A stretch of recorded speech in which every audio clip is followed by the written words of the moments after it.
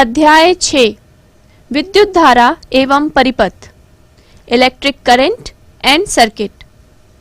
पिछली कक्षाओं में आपने कुछ आसान विद्युत परिपथ बनाने सीखे हैं।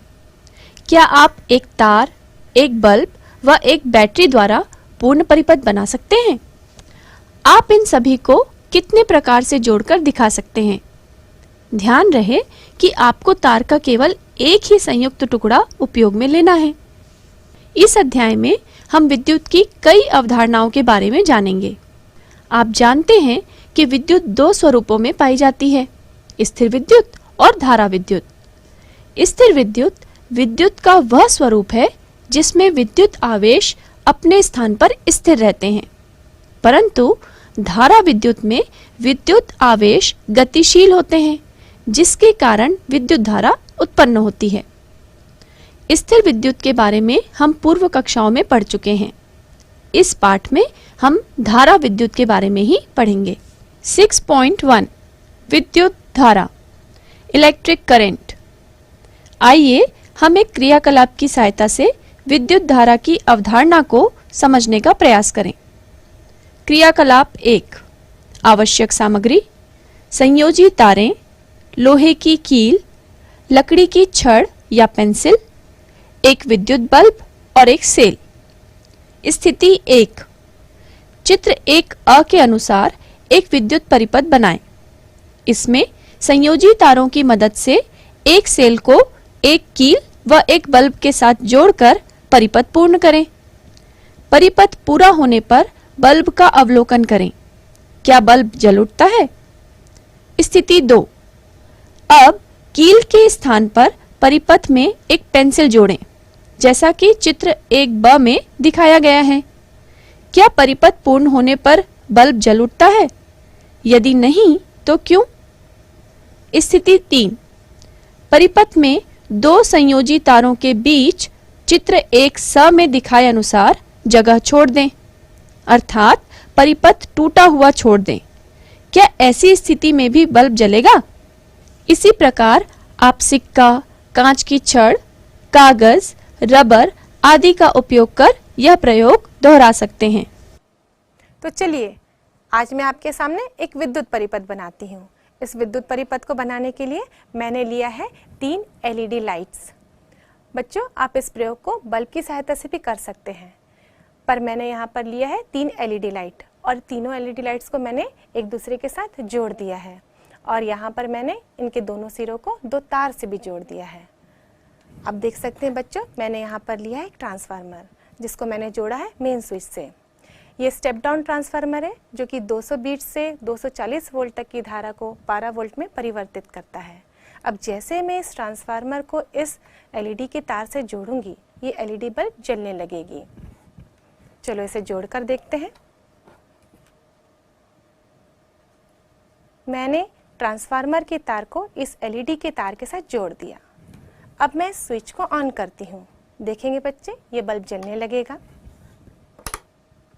अरे ये क्या, स्विच ऑन करते हुए भी ये बल्ब नहीं जला? क्यों?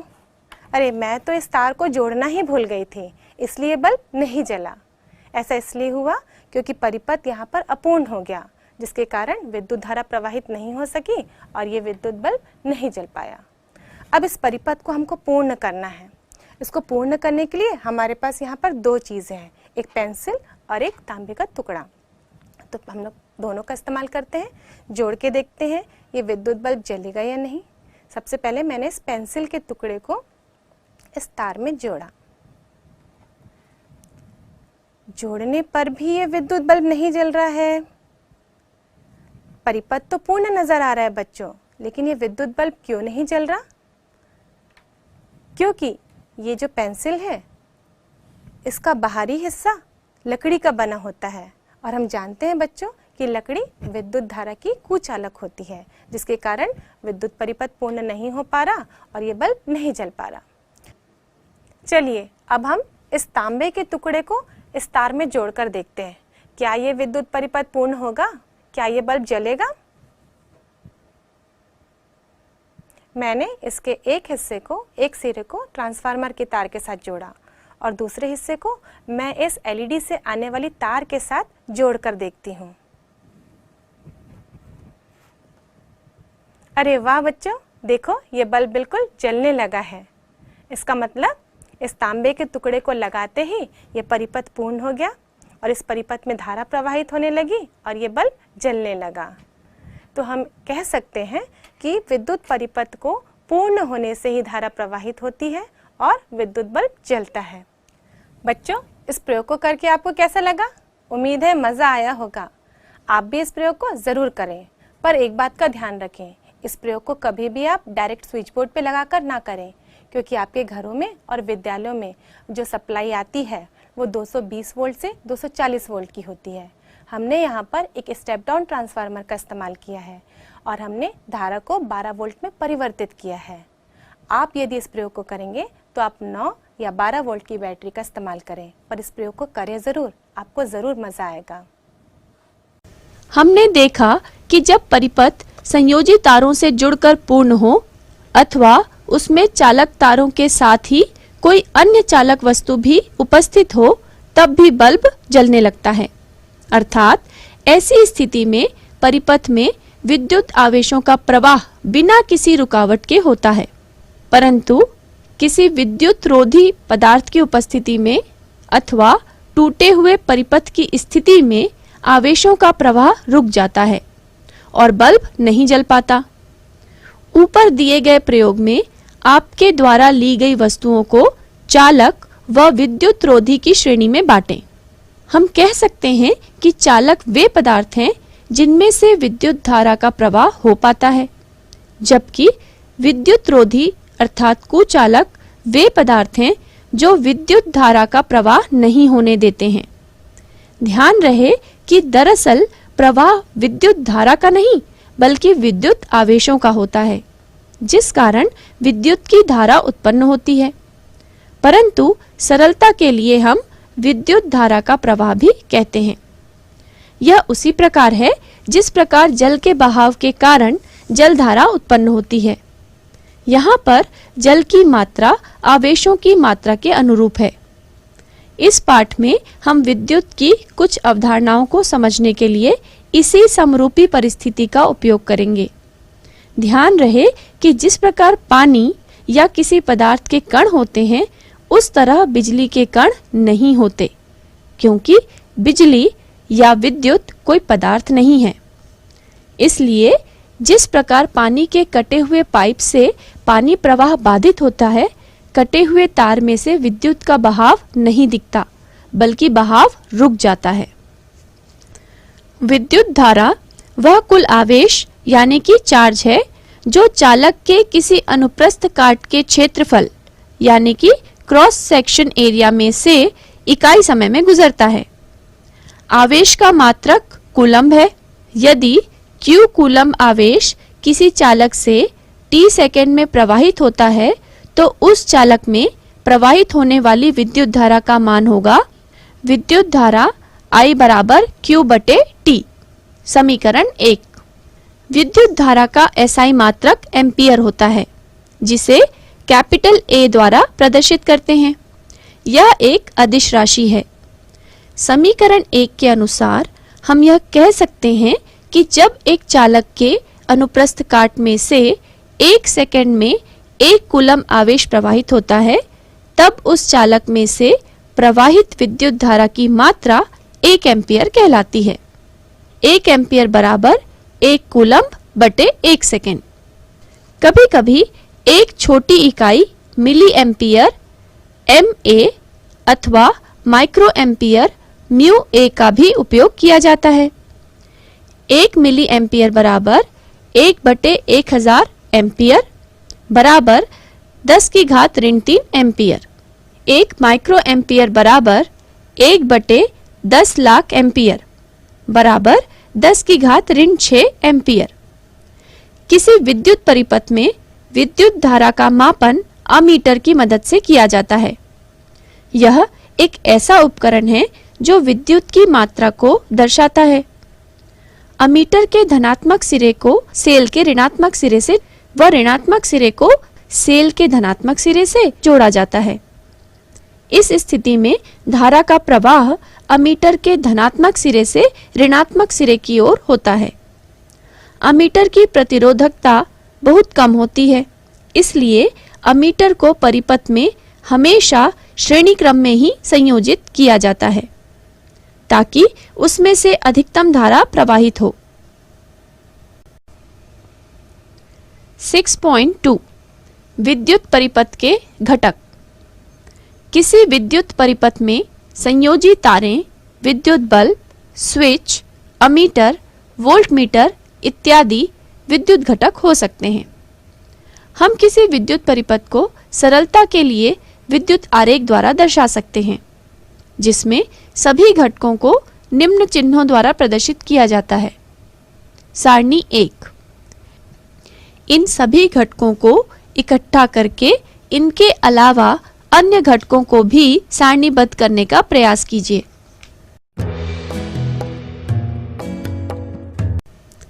6.3 विद्युत विभव एवं विभवांतर, electric potential and potential difference.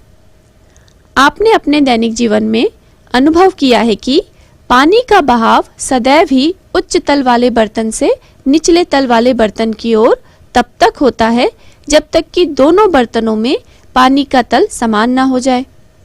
सामान्यतः पानी का यह प्रवाह दाबांतर के कारण ही होता है और यह प्रवाह तब तक जारी रहता है जब तक दोनों बर्तनों में पानी का दाब समान न हो जाए। उपरोक्त घटना में उच्च दाब से निम्न दाब की ओर पानी प्रवाह स्वतः ही होता है। इसी प्रकार विद्युत परिपथ में विद्युत आवेशों के प्रवाह के लिए विभवांतर होना आवश्यक है। परिपथ में विभवांतर के कारण ही आवेशों का प्रवाह अधिक विभव वाले सिरे से कम विभव वाले सिरे की ओर होता है। आवेशों के इस प्रवाह को विद्युत धारा कहते हैं। विद्युत विभवांतर को निरंतर बनाए रखने के लिए हमें एक वोल्टेज स्रोत का उपयोग करना पड़ता है। बैटरी व सेल एक प्रकार के वोल्टेज स्रोत ही हैं। विद्युत क्षेत्र, इलेक्ट्रिक फील्ड, आवेश का वह क्षेत्र जहां कोई अन्य आवेश रखने पर वह आकर्षण अथवा प्रतिकर्षण बल का अनुभव करता है, विद्युत क्षेत्र कहलाता है। यदि कोई धन आवेश Q किसी बिंदु पर रखा हुआ है तो इसके चारों ओर एक विद्युत क्षेत्र उत्पन्न हो जाता है। इस आवेश के निकट बिंदुओं पर विद्युत क्षेत्र अधिक तथा दूरी बढ़ने पर यह कम हो जाता है।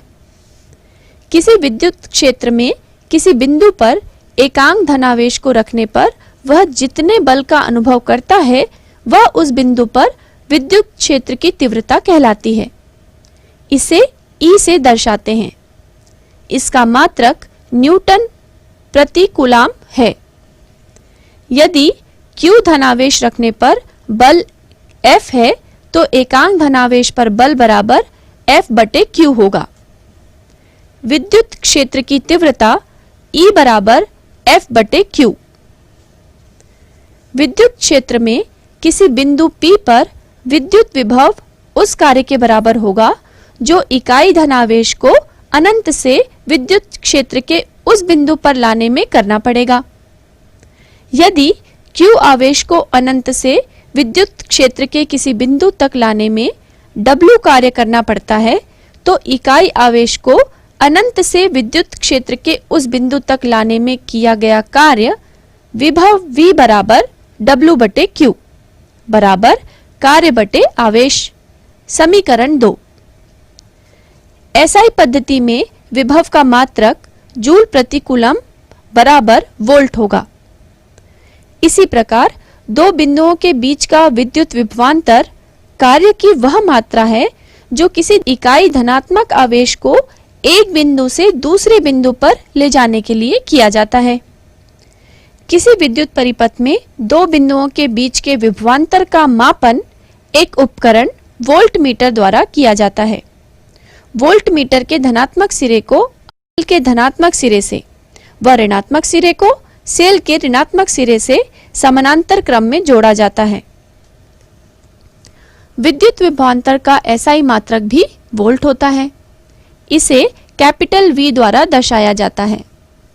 हम जानते हैं कि बैटरी अथवा सेल के धनात्मक सिरे का विभव ऋणात्मक सिरे के विभव की तुलना में अधिक होता है। अर्थात जब हम किसी विद्युत परिपथ में धनात्मक सिरे से ऋणात्मक सिरे की ओर जाते हैं तो विभव का मान कम होने लगता है, जिसे विभव पतन वोल्टेज ड्रॉप कहते हैं। 6.3 ओम का नियम, ओम्स लॉ। सन 1827 में भौतिक वैज्ञानिक जॉर्ज साइमन ओम ने किसी विद्युत परिपथ में विभवांतर, विद्युत प्रतिरोध और प्रवाहित विद्युत धारा के बीच में संबंध स्थापित किया था। इस संबंध को समझने के लिए हम नीचे दिया क्रियाकलाप करेंगे। क्रियाकलाप 2, चित्र में दिखाए अनुसार एक परिपथ तैयार कीजिए। इस परिपथ के लिए एक 0.5 मीटर का नाइक्रोम का तार XY, एक अमीटर, एक वोल्टमीटर, 4 विद्युत सेल जिनका विभव 1.5 वोल्ट हो की आवश्यकता है। सबसे पहले परिपथ में हम केवल एक सेल का उपयोग करेंगे। परिपथ में XY से प्रवाहित होने वाली विद्युत धारा के पाठ्यांक I के लिए अमीटर और तार के सिरों के बीच विभवांतर V के पाठ्यांक के लिए वोल्टमीटर का प्रयोग करेंगे। बच्चों, आपको इस टेबल पे कुछ चीज़ें नज़र आ रही हैं। आप देख सकते हैं बच्चों, आपके सामने एक मुड़ी हुई तार है। ये मुड़ी हुई तार नाइक्रोम मिश्र धातु की बनी हुई है और इस प्रयोग में हमारे लिए ये प्रतिरोध का कार्य करने वाली है। आप देख रहे हैं बच्चों, इस टेबल पर एक अमीटर भी रखा हुआ है। इस अमीटर को मैंने इस परिपथ में श्रेणी क्रम में जोड़ा है। जानते हो क्यों? क्योंकि अमीटर परिपथ में बहने वाली धारा को नापता है, इसलिए सदैव परिपथ में श्रेणी क्रम में जोड़ा जाता है। हम देख सकते हैं बच्चों, हमारे पास एक वोल्टमीटर भी है, इसको भी मैंने परिपथ में जोड़ा है। अब देख सकते हैं इसके दोनों सिरों को मैंने इस तार के दोनों सिरों से जोड़ दिया है। कौन से क्रम में जोड़ा है? समांतर क्रम में। क्यों? क्योंकि ये वोल्टमीटर इस तार के सिरों के बीच विभव अंतर को नापने का काम करेगा। हम देख सकते हैं बच्चों, हमारे पास इस टेबल में एक सेल है और 2 बैटरियां हैं। ये पहली वाली जो सेल है वो 1.5 वोल्ट की है और यहाँ पर मैंने 2 सेलों को जोड़कर श्रेणी क्रम में जोड़कर एक बैटरी का निर्माण किया है जो कि 3 वोल्ट की बैटरी की तरह कार्य करने वाली है और साथ में हमारे पास एक 9 वोल्ट की बैटरी भी है। अब मैं इसको परिपथ में जोड़ूंगी और देखूंगी कि अलग अलग धारा को प्रवाहित करने से विभव अंतर पर क्या प्रभाव पड़ता है। इसके लिए मैं एमीटर और वोल्टमीटर दोनों की रीडिंग को नोट करते जाऊंगी। तो चलो बच्चों, प्रयोग शुरू करते हैं और इस 1.5 वोल्ट की बैटरी को सबसे पहले इस परिपथ में लगाते हैं। मैंने इस बैटरी को इस परिपथ में जोड़ा। आप देख सकते हैं बच्चों, एमीटर और वोल्टमीटर दोनों की रीडिंग में, दोनों के कांटों में परिवर्तन आ गया। दोनों में हमको कुछ रीडिंग प्राप्त हो रही है। हम देख सकते हैं बच्चों, एमीटर का मान हमको प्राप्त हुआ है 0.5 एम्पियर और वोल्टमीटर में हमको मान प्राप्त हुआ था 0.45 वोल्ट। यदि मैं V को I से भाग दूं, मतलब 0.45 को 0.5 से भाग दूं, तो इसका मान आएगा 0.9। मतलब V बाई I का अनुपात यदि हम देखें तो 0.9 ओम का आ रहा है। अब हम इसी प्रयोग को इस 3 वोल्ट की बैटरी से करते हैं। इस 3 वोल्ट की बैटरी को यदि हम इस्तेमाल करेंगे तो इस प्रयोग में बहने वाली धारा का मान बढ़ जाएगा।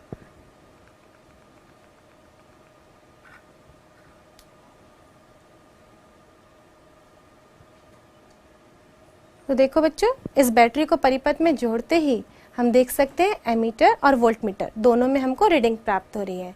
एमीटर में हमको 1.45 एम्पियर प्राप्त हो रहा है और वोल्टमीटर में हमको 1.3 वोल्ट रीडिंग प्राप्त हो रही है।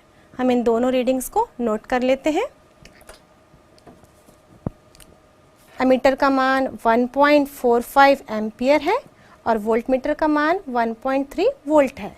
यदि मैं V को I से भाग दूं, मतलब 1.3 को 1.45 से भाग दूं, तो आंसर मुझे मिलेगा 0.9। बच्चों, अब इस प्रयोग को हम 9 वोल्ट की बैटरी के साथ दोहराते हैं। हम इस 9 वोल्ट की बैटरी को इस परिपथ में जोड़ेंगे और फिर से अमीटर और वोल्टमीटर की रीडिंग नोट करेंगे। हम 9 वोल्ट की बैटरी का इस्तेमाल कर रहे हैं जिससे कि हम इस परिपथ में बहने वाली धारा के मान को और बढ़ा सकें। तो चलो बच्चों, इसको जोड़कर देखते हैं, बिल्कुल वैसे ही जैसे हमने पहले जोड़ा था। जैसे ही हम इस बैटरी को परिपथ में जोड़ते हैं, आप देख सकते हैं बच्चों, एमीटर और वोल्टमीटर दोनों में हमको कुछ रीडिंग प्राप्त हो रही है। हम ध्यान से देखें तो एमीटर की रीडिंग हमको 1.75 एम्पियर प्राप्त हो रही है और वोल्टमीटर में 1.7 वोल्ट के आसपास प्राप्त हो रही है। तो इसको मैं नोट कर लेती हूँ। हमको एमीटर की रीडिंग मिली थी 1.75 एम्पियर और वोल्टमीटर की रीडिंग मिली थी 1.7 वोल्ट। यदि मैं फिर से V को I से भाग दूँ, मतलब 1.7 को 1.75 से भाग दूँ, तो मुझे मान मिलेगा 0.9। मतलब ये मान वैसे ही है जैसे कि हमको पहली और दूसरी बार में मिला था। पहले हमने V और I के मान को भाग दिया था तो भी हमें 0.9 मिला था। इसका मतलब हम कह सकते हैं कि हम जब V को I से भाग देते हैं तो हमको एक निश्चित राशि मिलती है। इसलिए बच्चों, यदि हम जब V और I के बीच में ग्राफ प्लॉट करते हैं तो वो ग्राफ एक सरल रेखा होती है। और पता है बच्चों, यही ओम का नियम है। यदि किसी चालक तार के सिरों के मध्य विभव अंतर को हम देखें तो वो उसमें बहने वाली धारा के समानुपाती होती है जब तक उनकी भौतिक अवस्था में परिवर्तन ना किया जाए। इसके पश्चात परिपथ में 2 सेल जोड़िए और इसी प्रकार XY में प्रवाहित होने वाली विद्युत धारा तथा इसके बीच के विभवांतर का मान ज्ञात कीजिए।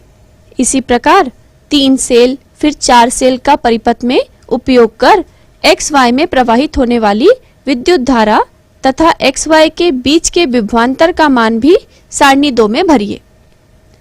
विभवांतर V तथा विद्युत धारा I के प्रत्येक युगल के लिए V बटे I का मान क्या होगा? V तथा I के बीच ग्राफ खींचिए एवं इस ग्राफ की प्रकृति का प्रेक्षण कीजिए। सारणी 2। इस क्रियाकलाप में आप पाएंगे कि V बटे I का मान लगभग समान ही रहता है। इस प्रकार V, I ग्राफ चित्र में दिखाए अनुसार मूल बिंदु से गुजरने वाली एक सरल रेखा होती है, अर्थात V बटे I एक नियत अनुपात है। चालक तार के सिरों के बीच विभवांतर V चालक में प्रवाहित विद्युत धारा के समानुपाती होती है। इसे ओम का नियम कहते हैं। अतः V समानुपाती I। V बराबर R गुणित I, जहां R एक नियतांक है, अथवा R बराबर V बटे I या I बराबर V बटे R। समीकरण 3। यहाँ R एक नियतांक है जिसे तार का प्रतिरोध कहते हैं। प्रतिरोध का SI मात्रक ओम है। समीकरण 3 से यदि किसी चालक के दोनों सिरों के बीच का विभवांतर 1 वोल्ट है तथा उससे 1 एम्पियर विद्युत धारा प्रवाहित होती है, तब उस चालक का प्रतिरोध R 1 ओम होता है, यानी कि 1 ओम बराबर 1 वोल्ट बटे 1 एम्पियर। समीकरण 3 से स्पष्ट है कि किसी प्रतिरोधक से प्रवाहित होने वाली विद्युत धारा उसके प्रतिरोध के व्युत्क्रमानुपाती होती है। समान विभवांतर पर यदि प्रतिरोध 2 गुना हो जाए तो विद्युत धारा आधी रह जाती है। व्यवहार में कई बार किसी विद्युत परिपथ में विद्युत धारा को घटाना अथवा बढ़ाना आवश्यक हो जाता है। स्रोत की वोल्टता में बिना कोई परिवर्तन किए परिपथ की विद्युत धारा को नियंत्रित करने के लिए उपयोग किए जाने वाले अवयव को परिवर्ती प्रतिरोध वेरिएबल रेजिस्टेंस कहते हैं। इस युक्ति को धारा नियंत्रक रियोस्टेट भी कहते हैं। 6.4 धारा प्रतिरोध व चालकता, रेजिस्टेंस एंड कंडक्टेंस।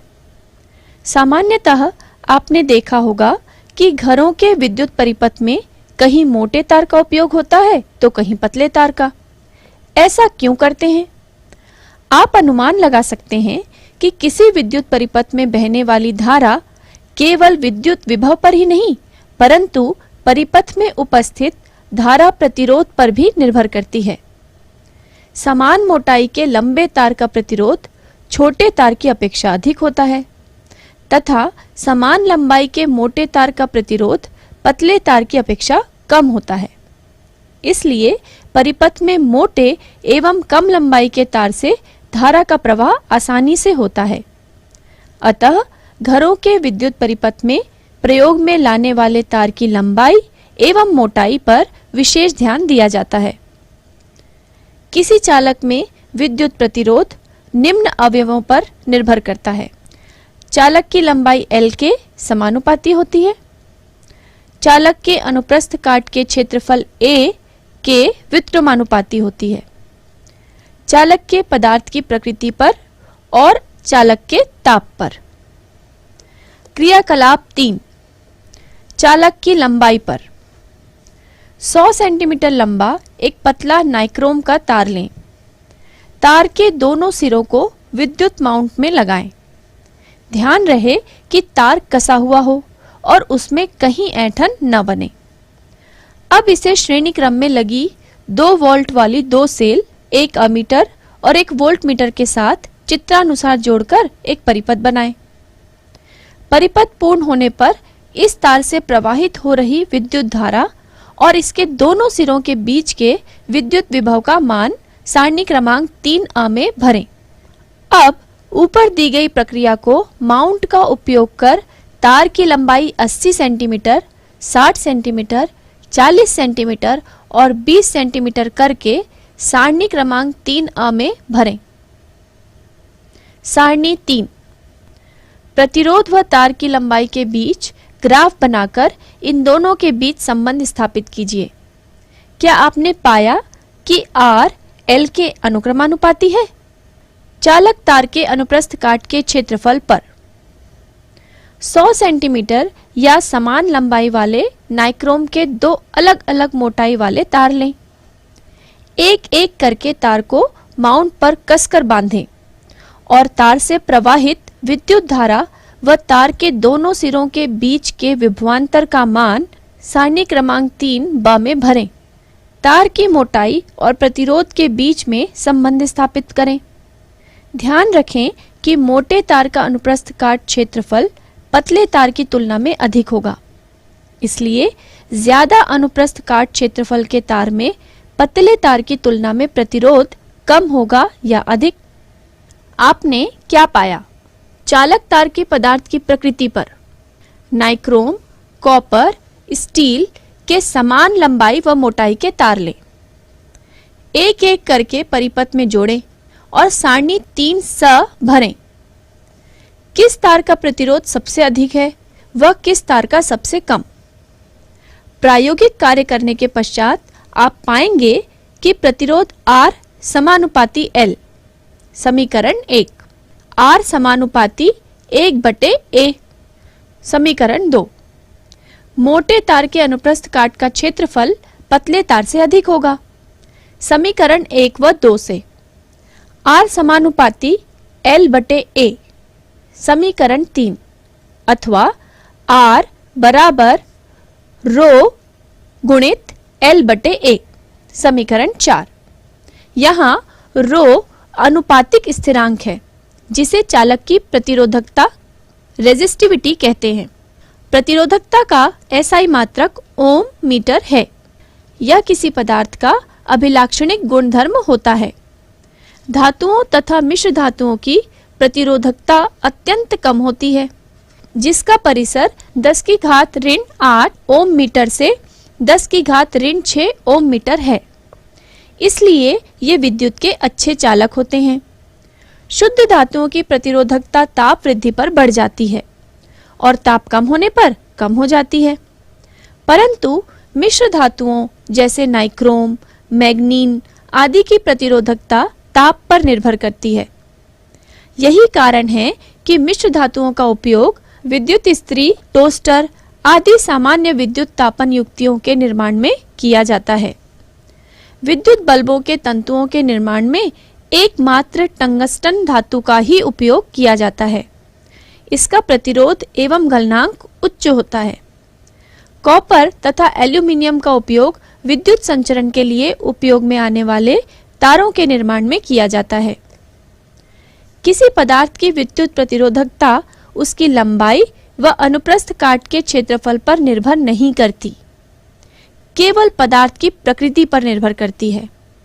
यदि हम ऐसा तार लें जिसकी लंबाई एकांक हो तथा जिसका अनुप्रस्थ काट का क्षेत्रफल भी एकांक हो, तब प्रतिरोध R बराबर रो गुणित L बाई A। चूंकि L बराबर 1, A बराबर 1, तब R बराबर रो। अतः एकांक लंबाई तथा एकांक अनुप्रस्थ काट क्षेत्रफल वाले तार का प्रतिरोध ही उस तार की प्रतिरोधकता कहलाता है। विद्युत प्रतिरोधकता किसी वस्तु की चालकता के व्युत्क्रमानुपाती होती है। जिन पदार्थों की प्रतिरोधकता कम होती है अच्छे चालक होते हैं, जबकि अधिक प्रतिरोधकता वाले पदार्थ विद्युतरोधी होते हैं। कोई भी पदार्थ पूर्ण रूप से शुद्ध चालक अथवा विद्युतरोधी नहीं होता है। बढ़ती चालकता व घटती प्रतिरोधकता के आधार पर पदार्थों को इस क्रम में दर्शाया जा सकता है। चित्र 6 देखें। उदाहरण 1।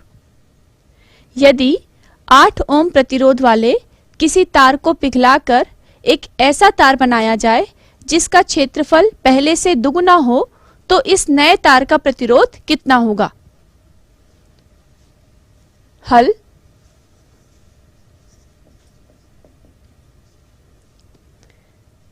दिया गया है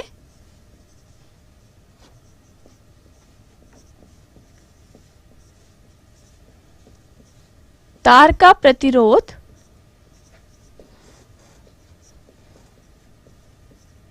R बराबर 8 ओम और हम जानते हैं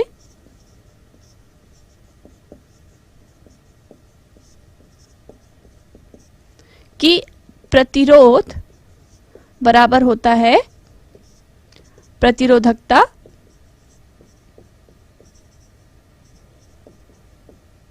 गुणित तार की लंबाई बटे तार के अनुप्रस्थ काट का क्षेत्रफल।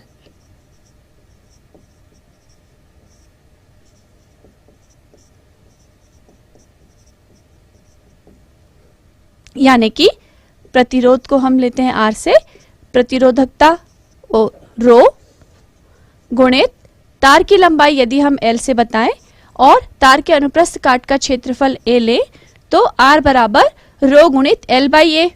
इसे हम समीकरण 1 मान लेते हैं। अब प्रश्नानुसार एक नवीन स्थिति पर बात कही गई है कि यदि तार को पिघलाकर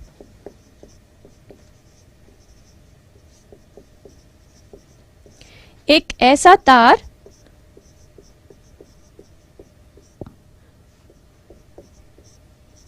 बनाया जाए कि उसके अनुप्रस्थ काट का जो क्षेत्रफल है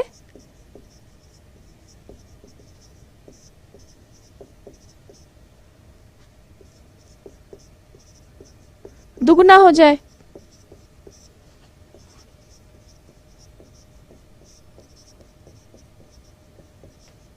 यानी कि A से उसका क्षेत्रफल कितना हो जाएगा अनुप्रस्थ काट का 2A। चलिए आगे देखते हैं। अब इस नवीन स्थिति में हमें प्रतिरोध ज्ञात करना है। दुगुने अनुप्रस्थ काट के क्षेत्रफल की स्थिति में हमें प्रतिरोध ज्ञात करना है। यदि नवीन स्थिति के लिए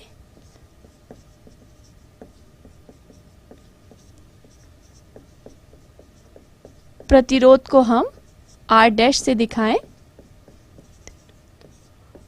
R डैश हो, तब नवीन स्थिति के लिए प्रतिरोध को R डैश ले लें, तब R डैश बराबर होगा प्रतिरोधकता यानी कि रो, वो समान होगा क्योंकि तार सेम है, गुणित यदि हम नवीन स्थिति में तार की लंबाई को L1 से दिखाएं और अनुप्रस्थ काट का क्षेत्रफल क्योंकि दुगुना है इसलिए हम लेंगे इसे 2A।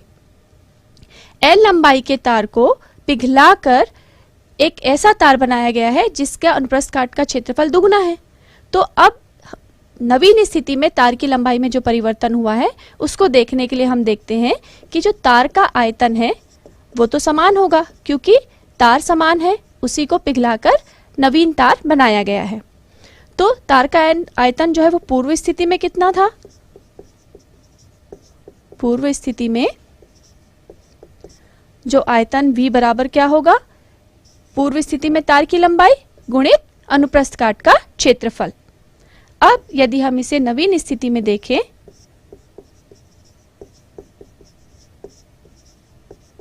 आयतन तो वही रहेगा V बराबर, नवीन स्थिति में तार की लंबाई को हम शो कर रहे हैं L1 से, गुणित अनुप्रस्थ काट का क्षेत्रफल दुगुना हो चुका है तो हम इसे लेंगे 2a। चूंकि दोनों ही स्थिति में आयतन समान है इसलिए हम लिख सकते हैं L1 गुणित 2a बराबर L गुणित a। इसे हल करने पर हमें मिलेगा L1 बराबर L बटे 2, यानी कि जो नवीन लंबाई होगी तार की वो पूर्व लंबाई की आधी हो जाएगी। अब इसका मान हम इस समीकरण में रख सकते हैं। तो चलिए आगे देखते हैं। नवीन स्थिति में प्रतिरोध यानी कि R डैश बराबर रो गुणित L1 का मान हमें मिला है L/2 और पूरे के बटे में अनुप्रस्थ काट का क्षेत्रफल दुगुना है इसलिए 2a। इसे और हल करें तो हमें मिलेगा L/2 गुणित a। इसे आगे हल करने पर हमें मिलेगा 1/4 गुणित रो गुणित L/a। हम देख सकते हैं समीकरण 1 से रो गुणित L बटे a क्या है? R का मान है, यानी कि इसे लिखा जा सकता है 1/4 गुणित R। तो नवीन प्रतिरोध जो हुआ वो पूर्व स्थिति में प्रतिरोध का 1/4 है और हमारे पास प्रतिरोध जो है वो दिया गया है कि R बराबर 8 ओम।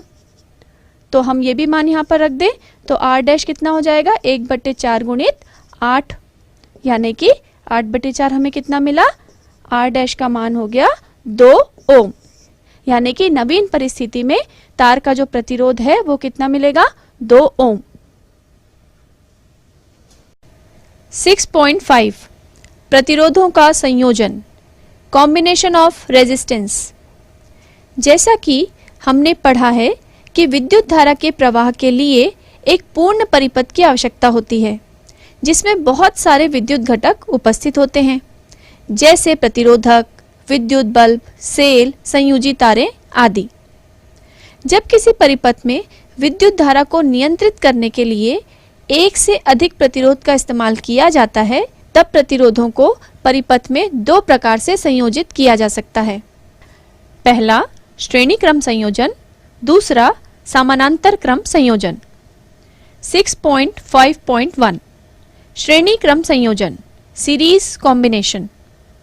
जब किसी विद्युत परिपथ में पहले प्रतिरोध का दूसरा सिरा दूसरे प्रतिरोध के पहले सिरे से जोड़ देते हैं और दूसरे प्रतिरोध का दूसरा सिरा तीसरे प्रतिरोध के पहले सिरे से जोड़ देते हैं तो ऐसे संयोजन को श्रेणी क्रम संयोजन कहते हैं। इस क्रम को हम आवश्यकता अनुसार बढ़ा सकते हैं। इस प्रकार पहले प्रतिरोध के पहले सिरे एवं अंतिम प्रतिरोध के दूसरे सिरे के मध्य आवश्यकता अनुसार सेल, स्विच एवं धारा मापी जोड़ देते हैं। दिए गए चित्र में 3 प्रतिरोध R1, R2 व R3 श्रेणी क्रम में जोड़े गए हैं। यदि कोई अकेला प्रतिरोध इन सभी प्रतिरोधों के संयोजन को इस प्रकार प्रतिस्थापित कर दे कि परिपथ में धारा का मान अपरिवर्तित रहे तो इस अकेले प्रतिरोध को तुल्य अथवा परिणामी प्रतिरोध कहते हैं। यदि दर्शाए चित्र 7 में विद्युत परिपथ में प्रवाहित विद्युत धारा I है तो समान विद्युत धारा I प्रत्येक प्रतिरोध में से प्रवाहित होगी। जैसा कि हम जानते हैं कि किसी विद्युत परिपथ में प्रत्येक बिंदुओं के बीच का विभवांतर अलग अलग होता है, इसलिए प्रत्येक प्रतिरोध जो श्रेणी क्रम में जुड़े हैं उनका विभवांतर भी अलग अलग होगा। यदि प्रतिरोध R1 का विभवांतर V1 है, प्रतिरोध R2 का विभवांतर V2 है प्रतिरोध R3 का विभवांतर V3 है तो ओम के नियम के अनुसार V बराबर IR, अतः V1 बराबर IR1, V2 बराबर IR2, V3 बराबर IR3। समीकरण 1। परंतु श्रेणी क्रम में कुल विभवांतर प्रत्येक प्रतिरोध के विभवांतर का जोड़ होता है, यानी कि V बराबर V1 धन V2 धन V3। समीकरण 2। ऊपर दिए गए समीकरणों 1 और 2 द्वारा IR बराबर IR1 धन IR2 धन IR3, R बराबर R1 धन R2 धन R3, अर्थात श्रेणी क्रम में जुड़े दो या उससे अधिक प्रतिरोधों का परिणामी प्रतिरोध उनका योग होता है। श्रेणी क्रम में लगे प्रतिरोधों का तुल्य प्रतिरोध R बराबर R1 धन R2 धन R3 होता है। श्रेणी क्रम परिपथ से एक प्रमुख हानि यह होती है कि जब परिपथ का एक अवयव कार्य करना बंद कर देता है तो परिपथ टूट जाता है और परिपथ का अन्य कोई अवयव भी कार्य नहीं कर पाता। इसी प्रकार वोल्ट मीटर व अमीटर का भी प्रतिरोध होता है। अमीटर का प्रतिरोध बहुत कम होता है, इसलिए उसे परिपथ में श्रेणी क्रम में जोड़ा जाता है ताकि उसमें से अधिकतम धारा प्रवाहित हो, जबकि वोल्ट मीटर का प्रतिरोध अधिक होने के कारण उसे समानांतर क्रम में संयोजित किया जाता है ताकि कम धारा उसमें से प्रवाहित हो। 6.5.2 समानांतर क्रम संयोजन, पैरेलल कॉम्बिनेशन। जब किसी विद्युत परिपथ में सभी प्रतिरोधों के पहले सिरों को एक बिंदु और दूसरे सिरों को दूसरे बिंदु पर जोड़ा जाता है तो यह संयोजन समानांतर संयोजन कहलाता है। इस क्रम को हम आवश्यकता अनुसार बढ़ा सकते हैं। यहाँ चित्र 8 में 3 प्रतिरोधों R1, R2 तथा R3 को समानांतर क्रम में जोड़ा गया है। संयोजन में बैटरी, स्विच एवं अमीटर भी जोड़ा गया है। प्रत्येक प्रतिरोधों में समान विभवांतर V है, लेकिन प्रत्येक प्रतिरोध में प्रवाह होने वाली विद्युत धारा अलग-अलग होगी। यदि R1, R2 तथा R3 में क्रमशः I1, I2 एवं I3 धारा प्रवाहित हो तो ओम के नियम के अनुसार प्रतिरोध R1, R2 व R3 में बहने वाली धारा I1 बराबर V बटे R1, I2 बराबर V बटे R2, I3 बराबर V बटे R3। सभी प्रतिरोधों का तुल्य प्रतिरोध R हो तो I बराबर V बटे R, किंतु I बराबर I1 धन I2 धन I3। समानांतर संयोजित श्रेणी क्रम में कुल विद्युत धारा का मान प्रत्येक प्रतिरोध में प्रवाहित विद्युत धारा के योग के बराबर होता है। ऊपर दिए गए समीकरण द्वारा V बटे R बराबर V बटे R1 धन V बटे R2 धन V बटे R3। तुल्य प्रतिरोध 1 बटे R बराबर 1 बटे R1 धन 1 बटे R2 धन 1 बटे R3। जैसा कि आपने देखा, श्रेणी क्रम संयोजन में तुल्य प्रतिरोध सबसे अधिकतम प्रतिरोध से भी अधिक होता है, लेकिन समानांतर क्रम संयोजन में तुल्य प्रतिरोध संयोजन के न्यूनतम प्रतिरोध से भी कम होता है। बच्चों, आज मैं आपके सामने विद्युत धारा और परिपथ के 2 क्रियाकलाप करने वाली हूँ। इस क्रियाकलाप को करने के लिए मैंने इस बोर्ड पर 3 प्रतिरोध लिए हैं। अब देख सकते हैं बच्चों, प्रतिरोध AB जिसका नाम मैंने रखा है R1, प्रतिरोध CD जिसका नाम रखा है मैंने R2 और प्रतिरोध EF जिसका नाम मैंने रखा है R3। अब बच्चों, इन तीनों प्रतिरोधों को मैं आपके सामने जोड़ने वाली हूँ। इन प्रतिरोधों को हम 2 तरीके से जोड़ सकते हैं। सबसे पहले तो इस प्रतिरोध को मैं लगातार एक के बाद एक जोड़ूंगी। लगातार एक के बाद एक कैसे जोड़ेंगे हम प्रतिरोध R1 के अंतिम सिरे को दूसरे प्रतिरोध R2 के पहले सिरे से जोड़ेंगे और वैसे ही दूसरे प्रतिरोध R2 के अंतिम सिरे को तीसरे प्रतिरोध R3 के पहले सिरे से जोड़ेंगे। इस प्रकार जब हम प्रतिरोधों को लगातार एक के बाद एक जोड़ते हैं बच्चों, तो इस क्रम को हम कहते हैं श्रेणी क्रम संयोजन। तो आओ बच्चों, इनके आपके सामने मैं इन तीनों प्रतिरोधों को जोड़ती हूँ और देखते हैं कि तीनों को जोड़ने के बाद इन प्रतिरोधों के संयोजन से तुल्य प्रतिरोध कितना मिलता है, इन प्रतिरोधों पर क्या परिवर्तन आता है। इसके लिए मैंने यहाँ पर आपके सामने लिया है एक बैटरी, और आप देख सकते हैं बच्चों हमारे पास एक एमीटर है और एक वोल्टमीटर है। और आप देख सकते हैं बच्चों हमारे पास इस एमीटर और वोल्टमीटर तथा बाकी प्रतिरोधों को जोड़ने के लिए, बैटरी को जोड़ने के लिए कुछ क्लिप्स हैं, कुछ तारे हैं। तो इनकी सहायता से मैं अब इन तीनों प्रतिरोधों को श्रेणी क्रम में जोड़ूंगी। यहाँ पर एमीटर भी हमारे पास है और वोल्टमीटर भी हमारे पास है। अब जानते हो बच्चों एमीटर को कौन से क्रम में जोड़ा जाता है? एमीटर को हमेशा परिपथ के साथ श्रेणी क्रम में जोड़ा जाता है और वोल्टमीटर को परिपथ के साथ समांतर क्रम में जोड़ा जाता है। तो मैं यहाँ पर एमीटर को श्रेणी क्रम में जोड़ने वाली हूँ और वोल्टमीटर को समांतर क्रम में, और जो परिपथ तैयार होगा उसमें हम इस बैटरी की सहायता से, जिसका नाम मैंने E1 रखा है, यहाँ पर मैं धारा प्रवाहित करूँगी और देखेंगे कि इस श्रेणी क्रम संयोजन में तुल्य प्रतिरोध क्या ज्ञात हो रहा है। तो इन तीनों प्रतिरोधों को सबसे पहले हम श्रेणी क्रम में जोड़ते हैं। जैसा कि मैंने बताया था बच्चों आपको, ये पहले वाला सिरा है, इसको हम खाली छोड़ देते हैं। ठीक है, R1 के दो सिरे हैं, A और B। पहले सिरे को हम खाली छोड़ देते हैं। इसका जो अंतिम सिरा है उसको हम R2 के प्रथम सिरे से जोड़ने वाले हैं। ये हमारे पास क्लिप है बेटा, इसको हम क्रोकोडाइल क्लिप कहते हैं। तो इसको मैं B सिरे से जोड़ रही हूँ और यहाँ पर मैंने R2 के C सिरे से जोड़ा है। तो ये लगातार एक के बाद एक जुड़ गए हैं दोनों।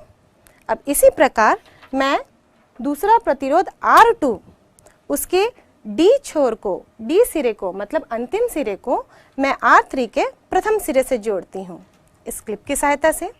अब देख सकते हैं बच्चों ये तीनों प्रतिरोध लगातार एक के बाद एक श्रेणी क्रम में जुड़ चुके हैं। अब हमारे पास ये वोल्टमीटर है। इस वोल्टमीटर को इन दो तारों की सहायता से मैं इन प्रतिरोधों के साथ समांतर क्रम में जोड़ती हूँ।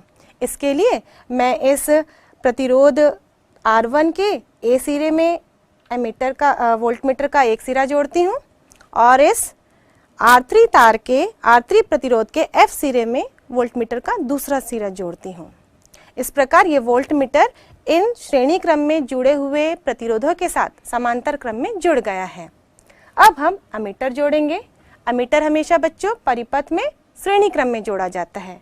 तो यहाँ एमीटर से आने वाली धन सिरे से जो तार है उसको मैं इस F सिरे से जोड़ देती हूँ और इस एमीटर का एक सिरा मैंने खाली रखा है ताकि मैं इसे बैटरी से जोड़ूं और इसमें धारा को प्रवाहित कर सकूं। अब ये हमारे पास बैटरी E1 है। अब इसे भी मुझे परिपथ में जोड़ना है जिससे कि इस परिपथ में धारा प्रवाहित हो सके।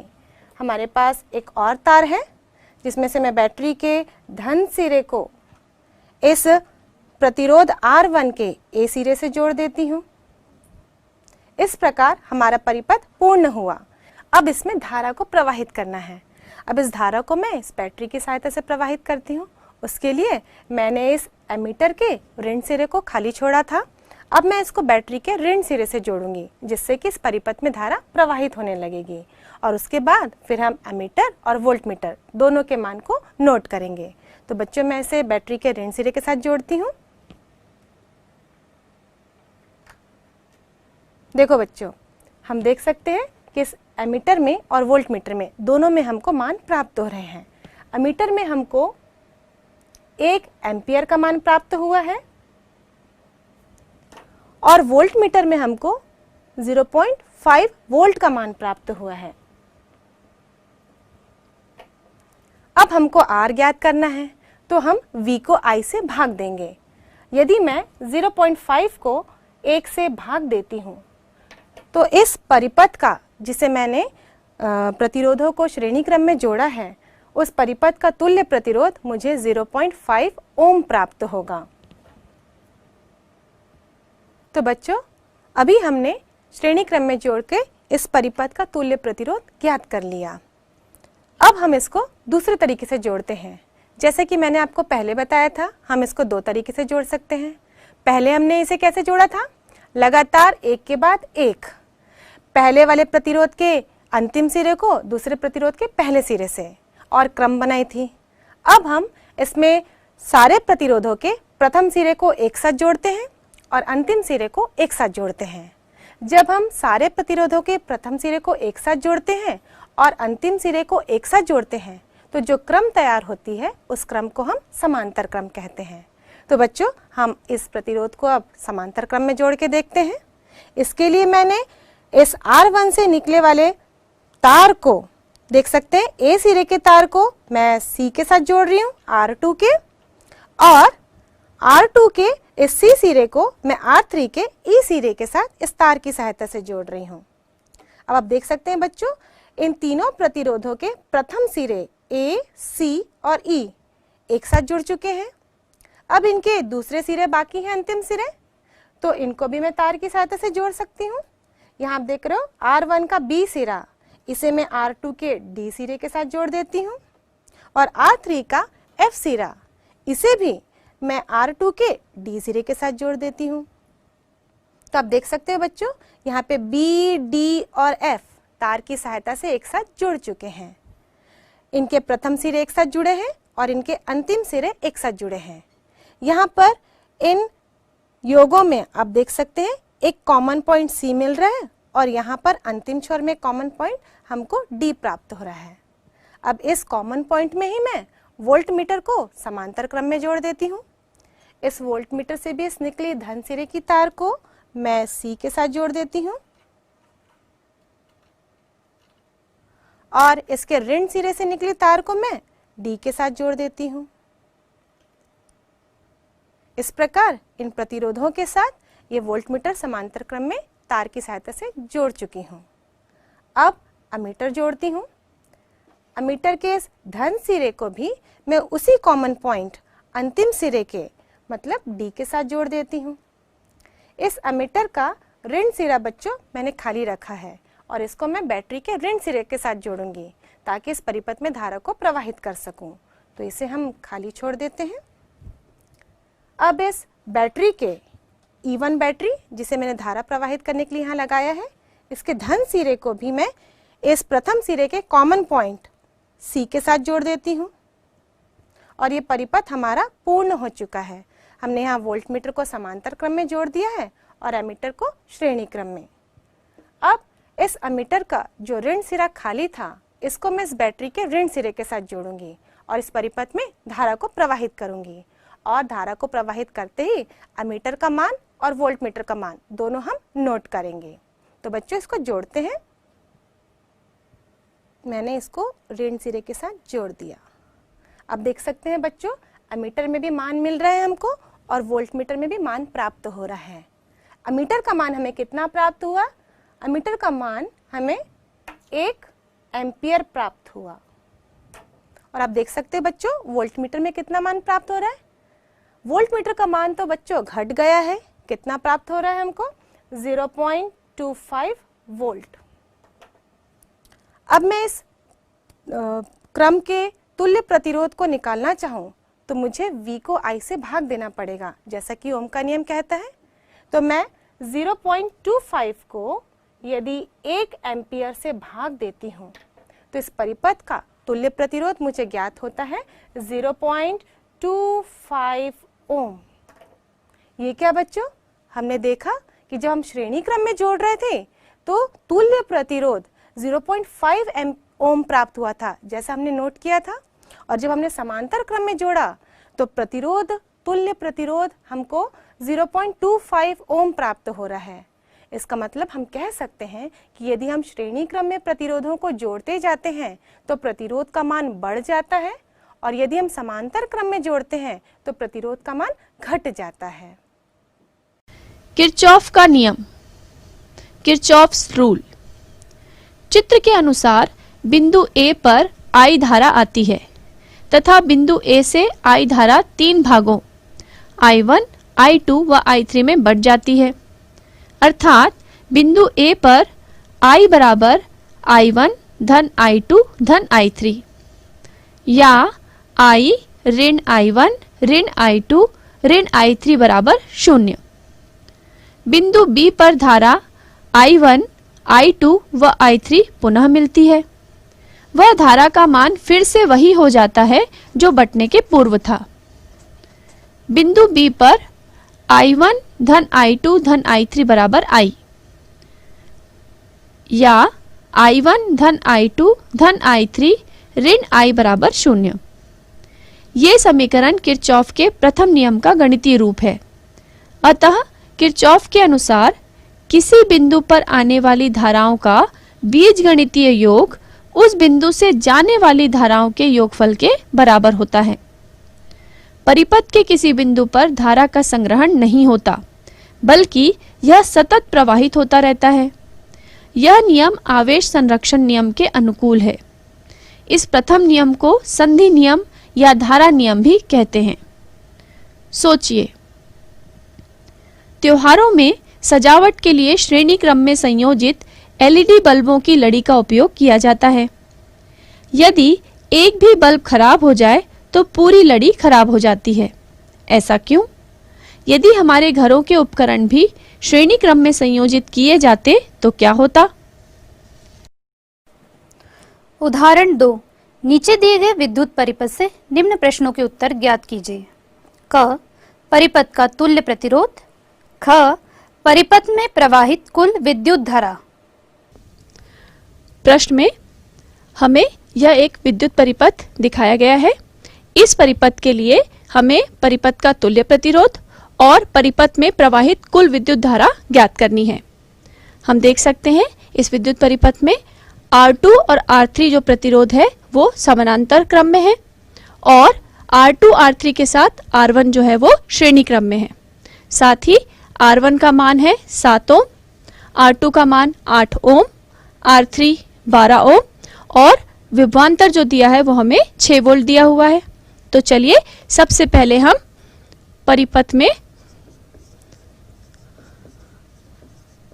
परिपथ के लिए तुल्य प्रतिरोध जो है वो ज्ञात कर लेते हैं। परिपथ का तुल्य प्रतिरोध। तो हमें प्रश्न में परिपथ का तुल्य प्रतिरोध ज्ञात करने के लिए सबसे पहले R2 और R3 का तुल्य प्रतिरोध ज्ञात करना होगा। यदि हम इसके तुल्य प्रतिरोध को R से प्रदर्शित करें तो संबंध होगा 1/R बराबर 1/R2 धन 1/R3। चलिए इनके मान रख लेते हैं। तो 1/R बराबर हमको मिलेगा R2 का मान 8 ओम यानी कि 8 और R3 का मान है हमारे पास 12। तो इसे हल करने पर हमें मिलेगा 1/R बराबर, यहाँ पर हम लिख सकते हैं 3 धन 2/24, जिसको हल करने पर हमें मिलेगा 5/24 और इस प्रकार हम R का मान ले सकते हैं। R का क्या मान हो जाएगा? 24/5 और ये हो गया हमारे पास 4.8 ओम। चलिए आगे हल करते हैं। हमने देखा कि R2 और R3 का जो तुल्य प्रतिरोध है वो हमको मिला, R का मान मिला है 4.8 ओम। तो इस नए परिपथ में आप देख सकते हैं कि R2 और R3 का जो तुल्य प्रतिरोध है उसको हम R से प्रदर्शित कर रहे हैं। तो इसका मान हमको कितना मिल गया? 4.8 ओम। अब इसमें आप देखिए कि R1 और R जो है वो श्रेणी क्रम में है, तो इनका तुल्य प्रतिरोध ज्ञात करने के लिए हमें क्या करना होगा? यदि हम इसके तुल्य प्रतिरोध को R डैश से व्यक्त करें तो R डैश बराबर हमको मिलेगा R1 धन R और R1 का मान कितना है? 7 ओम। तो हम लिख सकते हैं 7 और R का मान हमने निकाला है 4.8 ओम, यानी कि हमें मिलेगा ये मान 11.8 ओम के बराबर। इसलिए अब हम कह सकते हैं कि जो परिपथ है, परिपथ का तुल्य प्रतिरोध हमें प्राप्त हुआ है बराबर 11.8 ओम। इस प्रकार प्रश्न का पहला भाग जो है वो हल हुआ। चलिए अब हम प्रश्न का दूसरा भाग हल करते हैं, जिसमें हमें ज्ञात करना है परिपथ में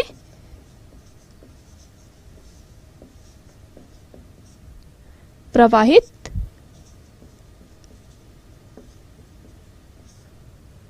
कुल विद्युत धारा।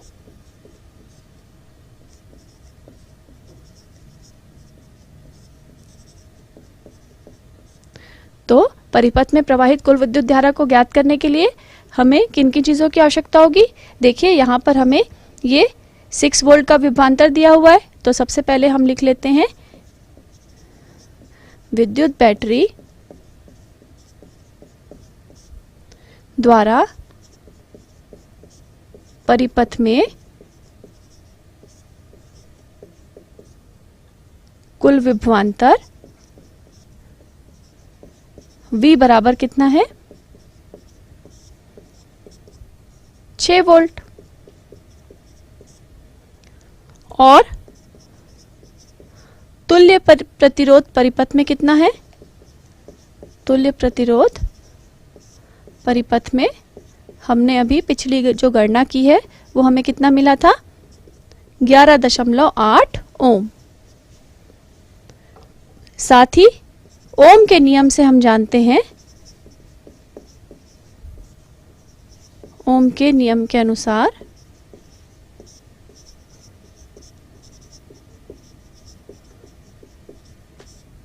V बराबर होता है RI, जहां V विभवांतर है, R प्रतिरोध और I जो है वो विद्युत धारा है।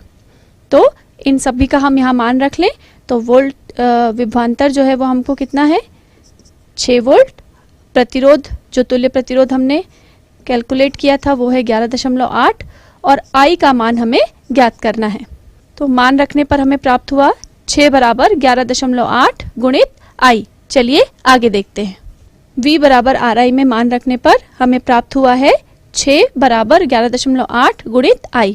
तो अब I का मान ज्ञात करने के लिए हम इसे लिख सकते हैं 6 बटे 11.8, यानी कि इसका मान हमें प्राप्त होगा 0.508 एम्पियर। तो इस प्रकार विद्युत धारा जो प्रवाहित हो रही है उसका मान हो गया 0.508 एम्पियर। इस प्रकार प्रश्न हल हुआ। 6.6 विद्युत धारा का तापीय प्रभाव, thermal effect of electric current. हम अपने दैनिक जीवन में कई ऐसे उपकरणों का उपयोग करते हैं जो विद्युत ऊर्जा से कार्य करते हैं और कुछ समय कार्य करने के पश्चात हम इन उपकरणों के चारों तरफ ऊष्मा को महसूस कर सकते हैं। उदाहरणतः इस्त्री, विद्युत बल्ब आदि। जब किसी चालक में विद्युत धारा प्रवाहित होती है तब कुछ विद्युत ऊर्जा की हानि होती है। जैसा कि हम ऊर्जा संरक्षण के नियम से जानते हैं कि ऊर्जा न ही उत्पन्न हो सकती है न ही नष्ट, केवल एक रूप से दूसरे रूप में रूपांतरित हो सकती है। इसलिए विद्युत ऊर्जा की हानि ऊष्मीय ऊर्जा में रूपांतरित हो जाती है। विद्युत के इस प्रभाव को हम विद्युत धारा का ऊष्मीय या तापीय प्रभाव कहते हैं। परिपथ का गर्म होना विद्युत धारा के ऊष्मीय प्रभाव हैं। जूल का तापन नियम। माना कि R प्रतिरोध के एक प्रतिरोधक में I धारा T सेकेंड तक प्रवाहित की जाती है तथा प्रतिरोधक के सिरों के बीच विभवांतर V आरोपित किया गया है। तब T सेकेंड में तार में बहने वाला आवेश बराबर धारा गुणित समय या Q बराबर I गुणित T। समीकरण 1। विभवांतर की परिभाषा से T समय में Q आवेश को एक सिरे से दूसरे सिरे तक ले जाने में किया गया कार्य W बराबर Q गुणित V। समीकरण 1 से Q बराबर I T, तब W बराबर V I T। समीकरण 2। प्रतिरोधक R में आवेश Q को एक सिरे से दूसरे सिरे तक लाने में किया गया कार्य प्रतिरोध में उत्पन्न ऊष्मा के रूप में प्रकट होता है। तब समीकरण 2 में W के स्थान पर H लिखने पर H बराबर V I T। समीकरण 3। प्रतिरोधक में T समय में विद्युत धारा I द्वारा उत्पन्न ऊष्मा H बराबर I का वर्ग गुणित R गुणित T। ओम के नियम V बराबर I R से। इसे जूल का तापन नियम कहते हैं। इस नियम के अनुसार पहला, प्रतिरोधक में उत्पन्न ऊष्मा H उसमें प्रवाहित धारा I के वर्ग के अनुक्रमानुपाती होती है, अर्थात H अनुक्रमानुपाती I वर्ग। दूसरा, प्रतिरोधक में उत्पन्न ऊष्मा H प्रतिरोधक के प्रतिरोध R के अनुक्रमानुपाती होती है, अर्थात H अनुक्रमानुपाती R। तीसरा, प्रतिरोधक में उत्पन्न ऊष्मा H प्रतिरोधक में धारा प्रवाहित करने के समय T के अनुक्रमानुपाती होती है, अर्थात H अनुक्रमानुपाती T। H बराबर I का वर्ग गुणित R गुणित T। समीकरण 4। 6.6.1 विद्युत शक्ति, इलेक्ट्रिक पावर, वह दर जिस पर विद्युत ऊर्जा किसी अन्य प्रकार की ऊर्जा में रूपांतरित हो जाती है विद्युत शक्ति कहलाती है। दूसरे शब्दों में कार्य करने की दर को शक्ति कहते हैं। विद्युत शक्ति विद्युत धारा और विद्युत विभवांतर के गुणनफल जितनी होती है। किसी विद्युत परिपथ में ऊर्जा हानि की दर को भी विद्युत शक्ति कहते हैं। विद्युत शक्ति को कैपिटल P से व्यक्त करते हैं। माना कि किसी विद्युत परिपथ में V वोल्ट विभवांतर पर I एम्पियर की धारा प्रवाहित हो रही हो तो T सेकेंड में विद्युत ऊर्जा हानि W बराबर VIT। अतः 1 सेकेंड में हुई विद्युत ऊर्जा हानि बराबर W बटे T बराबर VIT बटे T बराबर VI। इसे विद्युत शक्ति P कहते हैं। P बराबर W बटे T बराबर VI। समीकरण 5। विद्युत शक्ति का SI मात्रक वॉट है। समीकरण 6 से समय t में स्रोत द्वारा परिपथ को प्रदान की गई ऊर्जा T गुणित T है, जो VIT के बराबर है। H बराबर VIT समीकरण 3 से। इसलिए H बराबर I का वर्ग गुणित R गुणित T, चूंकि V बराबर IR। विद्युत की खपत H को हम किलोवाट में या यूनिट में दर्शाते हैं।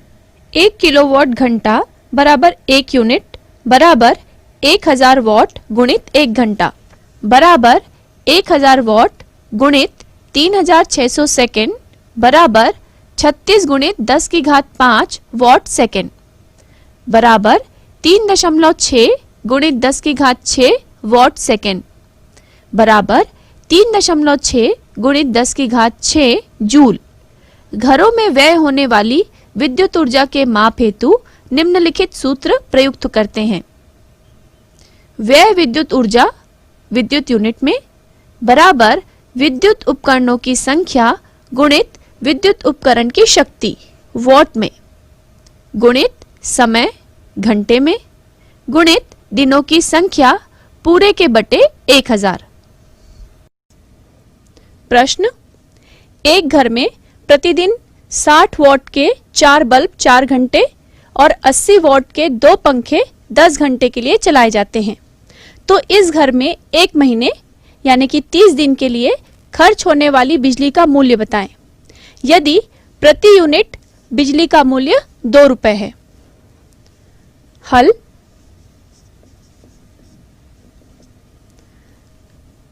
यहाँ पर जो विद्युत उपकरण दिया गया है वो है एक बल्ब और दूसरा पंखा।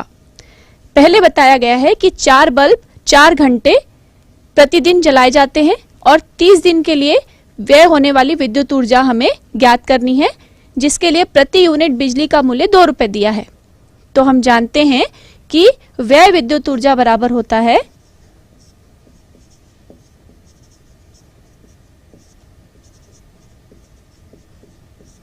बराबर सबसे पहले विद्युत उपकरणों की संख्या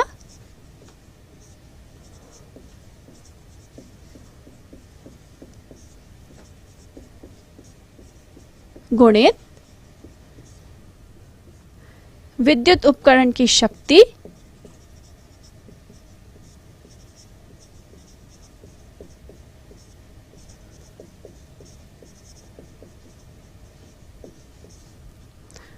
गुणित समय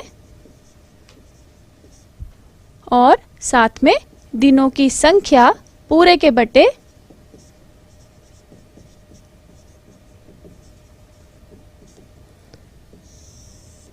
1000। तो यहाँ पर हम देख सकते हैं कि विद्युत उपकरण की संख्या, यानी यदि हम बल्ब की बात करें तो कितने बल्ब का प्रयोग हो रहा है? 4 बल्ब। कितने वॉट का बल्ब है? 60 वॉट का। 4 घंटे प्रतिदिन, और कितने दिनों के लिए? 30 दिनों के लिए। यानी हम यहाँ पर व्यय विद्युत ऊर्जा यदि हम बल्ब के लिए निकालेंगे तो हमें कितना मिलेगा? सभी मान हम यहाँ पर रख देते हैं। तो हम कहेंगे कि 4 बल्ब हैं, उनकी शक्ति 60 वॉट 4 घंटे के लिए और 30 दिनों तक बटे 1000।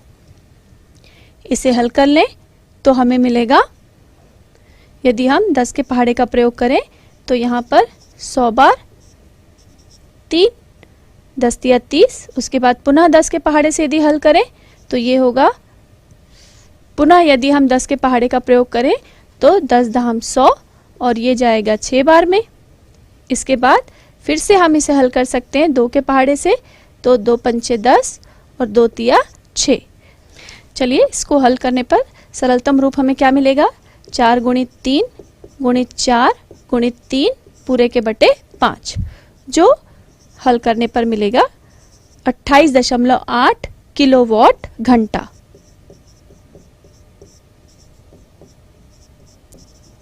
तो बल्ब के द्वारा जो 30 दिन में विद्युत ऊर्जा जो व्यय हो रही है वो है 28.8 किलोवाट घंटा।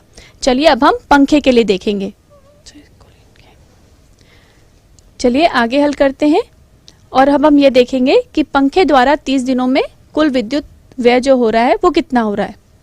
इसके लिए पुनः सूत्र वही उपयोग करेंगे हम, और सूत्र में मान रखने के लिए हम लिखेंगे व्यय विद्युत ऊर्जा बराबर विद्युत उपकरणों की संख्या, यानी कि 2 पंखे हम ले रहे हैं तो 2 गुणित पंखों की शक्ति, वो कितने वॉट के हैं? 80 वॉट के, और समय जो है वो 10 घंटे के लिए और दिन 30 दिन बटे 1000। चलिए इसे भी सरल कर लें। तो पुनः हम 10 के पहाड़े से करें तो यहाँ हमें मिलेगा 100 और 10 एकम 10, फिर से 10 के पहाड़े का प्रयोग करें तो ये 10 बार में जाएगा और ये 3 बार में। इसके पश्चात पुनः 10 से पहाड़े से करेंगे तो 10 एकम 10 और ये जाएगा 8 बार में। तो इस प्रकार हमें मिल रहा है 2 गुणित 8 गुणित 3। तो इसे सरल करने पर हमें मिलेगा 8 दूनी 16 तिया 48 किलोवाट घंटा।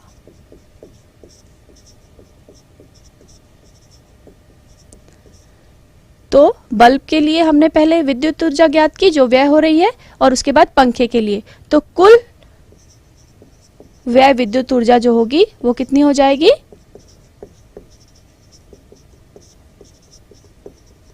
बराबर हमें मिलेगा 28.8 किलोवाट घंटा हमें मिला था बल्ब से, और 48 मिला है हमें पंखे से। तो ये कुल हो गया 76.8 यूनिट। इसके साथ ही प्रश्न में दिया हुआ है कि प्रति यूनिट बिजली जो है उसका मूल्य है 2 रुपए। तो 76.8 यूनिट के लिए हमें इसे ज्ञात करना होगा। तो हम लिखेंगे कि प्रति यूनिट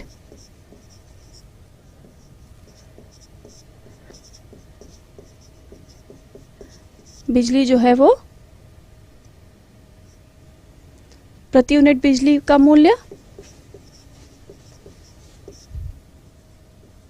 2 रुपए, इसलिए 76.8 यूनिट के लिए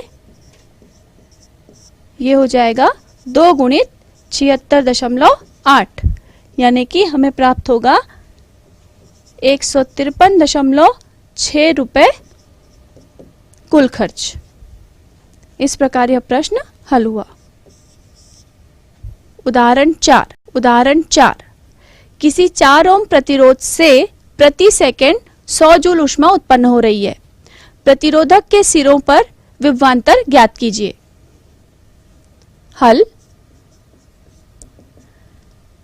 प्रश्न में हमें विभवांतर का मान ज्ञात करने के लिए कहा गया है और हम जानते हैं कि विभवांतर V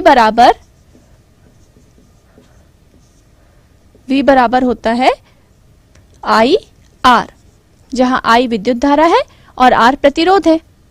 तो विभवांतर ज्ञात करना है, जिसके लिए हमें विद्युत धारा के मान ज्ञात करना, विभवांतर ज्ञात करना है, तो V बराबर IR से हमें R का मान भी चाहिए और I का मान भी। प्रश्न में हम देखते हैं कि हमें R का मान दिया गया है 4 ओम और ऊष्मा H बराबर हमें दिया गया है 100 जूल। तो पहले हम H और R की सहायता से I का मान ज्ञात कर लेते हैं और उससे हम विभवांतर ज्ञात कर पाएंगे। तो हम जानते हैं कि जूल के तापन के नियम के अनुसार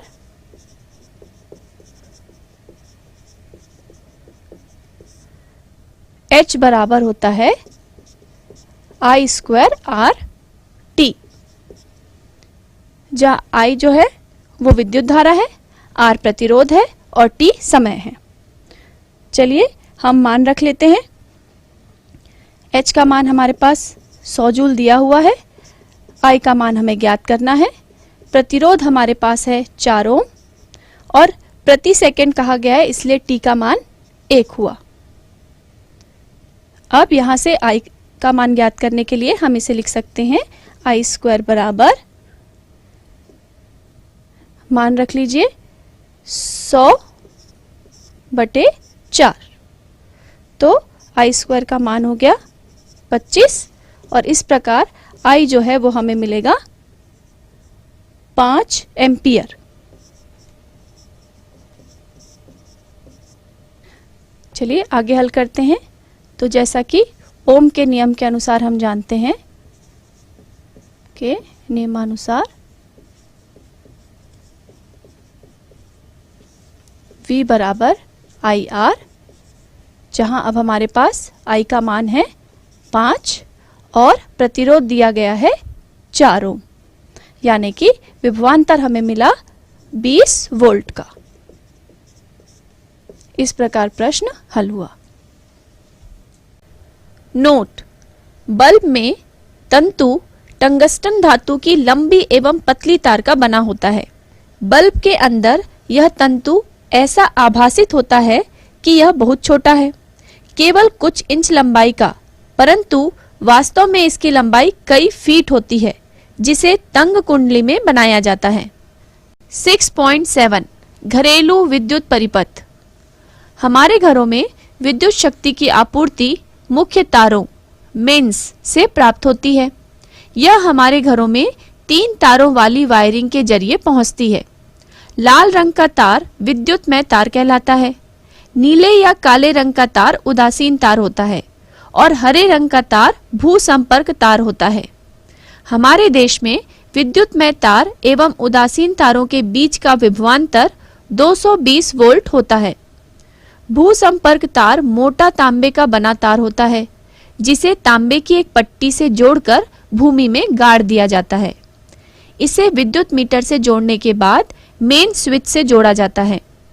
विद्युत खंभे से आते हुए विद्युतमय व उदासीन तार सबसे पहले एक स्थिर बक्से से, जिसे विद्युत मीटर कहते हैं, में जाते हैं।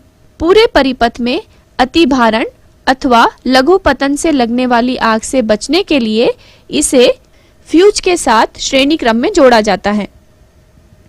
जब दुर्घटनावश विद्युतमय तार और उदासीन तार संपर्क में आ जाते हैं तो परिपथ का प्रतिरोध शून्य हो जाता है और परिपथ में से बहुत अधिक धारा बहने लगती है।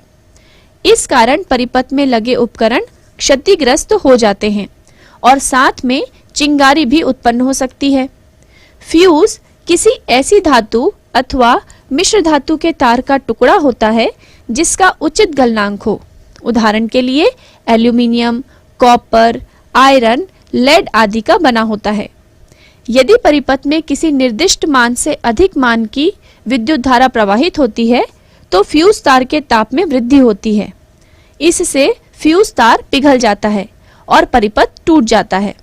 घरों में प्रायः 1 ampere, 2 ampere, 3 ampere, 5 ampere, 10 ampere क्षमता वाला फ्यूज उपयोग में लिया जाता है। बिजली उत्पादन स्रोत से विद्युत धारा प्रत्यावर्ती धारा के स्वरूप में उपलब्ध होती है। इस प्रकार की विद्युत धारा के प्रवाह की दिशा निरंतर बदलती रहती है। इसे एसी ऑल्टरनेटिंग करंट कहते हैं।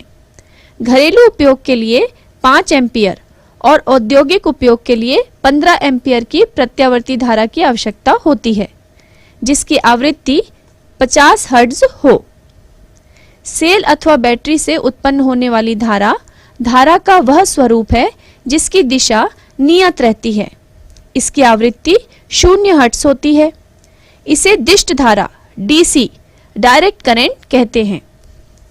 6.8 विद्युत प्रयोग में रखी जाने वाली सावधानियां। जैसा कि हमने देखा कि किसी विद्युत परिपथ में असावधानी से लघु पतन अथवा अतिभारण के कारण आग लगने का खतरा रहता है। जरा सी लापरवाही के कारण विद्युत झटके भी लग सकते हैं। इसीलिए विद्युत प्रयोग के दौरान इन सावधानियों को रखना चाहिए। स्विच तथा प्लग को कसा हुआ जोड़ना चाहिए। उचित विद्युत रोधी परत के तार प्रयोग में लेने चाहिए। खराब अथवा क्षतिग्रस्त तार तुरंत बदल देने चाहिए। आग लगने या दुर्घटना होने पर परिपथ का स्विच तुरंत बंद कर देना चाहिए। प्रत्येक परिपथ में उचित पदार्थ व आवश्यक क्षमता वाले फ्यूज तार का उपयोग करना चाहिए। सभी विद्युत उपकरणों के लिए भू तार अवश्य लगाना चाहिए। बिजली के स्विचों व उपकरणों का उपयोग गीले हाथों से न करें। कुछ अन्य आंकिक प्रश्नों के हल।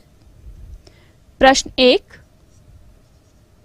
किसी विद्युत बल्ब के तंतु में से 0.5 एम्पियर विद्युत धारा 10 मिनट तक प्रवाहित होती है।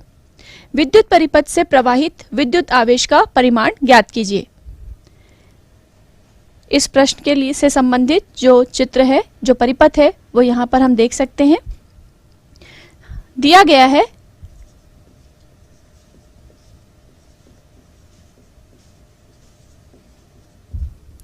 विद्युत धारा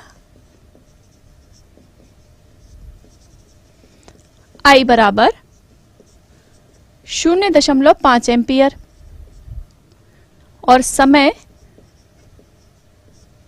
t बराबर 10 मिनट। मिनट को हमें सेकंड में बदलना पड़ेगा, तो इसके लिए ये हो जाएगा 60 गुणित 10 सेकंड यानी कि 600 सेकंड। और अब हम जैसे कि जानते हैं कि विद्युत आवेश Q बराबर होता है I इंटू T। मान रख दे तो I का मान हमारे पास है 0.5 एम्पियर और T है हमारे पास 600 सेकेंड, यानी कि Q का मान हमें प्राप्त हो जाएगा 300 कूलम। तो Q बराबर विद्युत आवेश बराबर हमें कितना मिला? 300 कूलम। इस प्रकार यह प्रश्न हल हुआ। प्रश्न 2, किसी धातु के 1 मीटर लंबे तार का 20 डिग्री सेल्सियस पर वैद्युत प्रतिरोध 26 ओम है। यदि तार का व्यास 0.3 मिलीमीटर है तो इस ताप पर धातु की वैद्युत प्रतिरोधकता क्या है? चलिए पहले देख लेते हैं कि इस प्रश्न में क्या क्या दिया गया है। दिया गया है तार की लंबाई,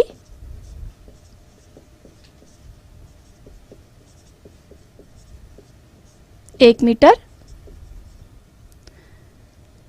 20 डिग्री सेंटीग्रेड पर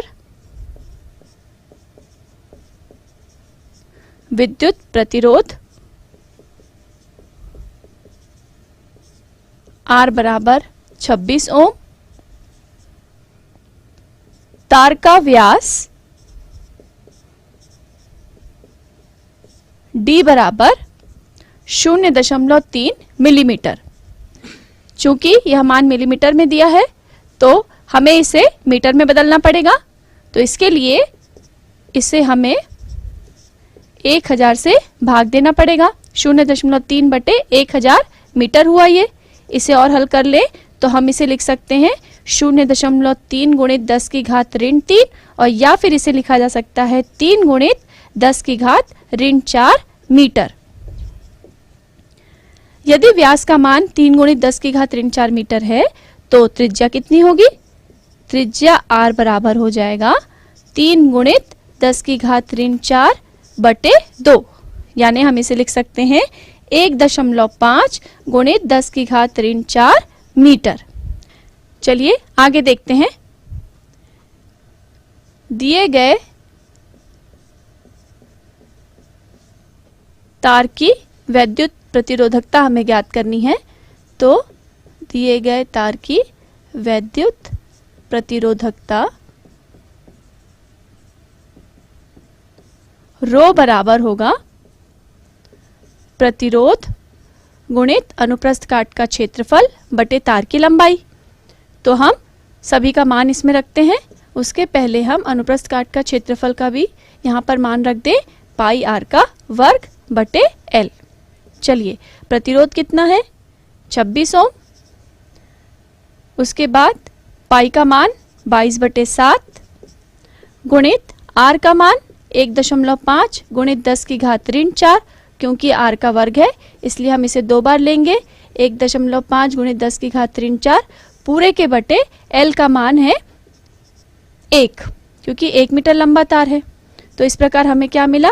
26 गुणित 22/7 गुणित 1.5 गुणित 10 की घात ऋण 4 गुणित 1.5 गुणित 10 की घात ऋण 4। इस समीकरण को यदि हम हल करें, इसे हल करने पर हमें प्राप्त होगा 1.84 गुणित 10 की घात ऋण 6 ओम मीटर। तो इस प्रकार दिए गए तार की वैद्युत प्रतिरोधकता मिल गई 1.84 गुणित 10 की घात ऋण 6 ओम मीटर, और यह प्रश्न हल हुआ। प्रश्न 3। चित्र में R1 बराबर 10 ओम, R2 बराबर 40 ओम, R3 बराबर 30 ओम, R4 बराबर 20 ओम और R5 बराबर 60 ओम है। प्रतिरोधकों के इस विन्यास को 12 वोल्ट से संयोजित किया जाता है। हमें इस प्रश्न में 2 चीजें पता करनी है। पहला भाग है इसका कि परिपथ में कुल प्रतिरोध कितना है, और दूसरा हमें ज्ञात करना है कि परिपथ में प्रवाहित कुल विद्युत धारा। तो चलिए इस प्रश्न का हल देखते हैं। हल, जैसा कि हम इस परिपथ में देख सकते हैं कि R1 और R2 समानांतर क्रम में है, उसी प्रकार R3, R4 और R5 भी समानांतर क्रम में है, और ये जो प्रतिरोधों का समूह है ये श्रेणी क्रम में है। साथ में 12 वोल्ट की बैटरी है और ये अमीटर। तो सबसे पहले हमें यदि तुल्य प्रतिरोध ज्ञात करना है तो मान लेते हैं कि माना R1 व R2 के लिए तुल्य प्रतिरोध R डैश है, तब इसका मान हमें ज्ञात करने के लिए क्या लेना होगा? 1/R डैश बराबर होगा 1/R1 धन 1/R2। चलिए इसका मान रख लेते हैं। तो 1/R1 का मान है 10 ओम और R2 का मान है 40 ओम।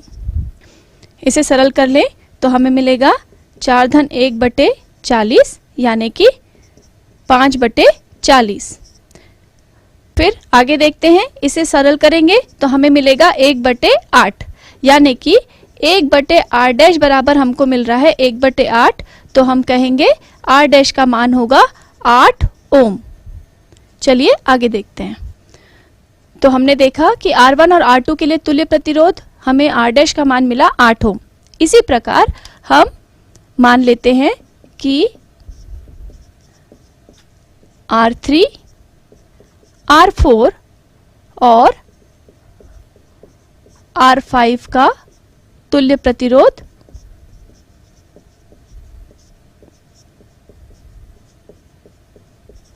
R डबल डैश है। तब 1/r" बराबर 1/r3 धन 1/r4 धन 1/r5। चलिए सबका मान रख लें तो हमें मिलेगा 1/30 धन 1/20 धन 1/60। इसे हल करने पर हमें प्राप्त होगा 2 धन यहाँ पर 3 और धन 1। इसका मतलब ये हो गया 6/60, जिसे हम लिख सकते हैं 1/10। तो हम क्या कहेंगे कि 1/r" हमको मिला है 1/10, जो कि देगा r" का मान 10 ओम। चलिए आगे हल करते हैं।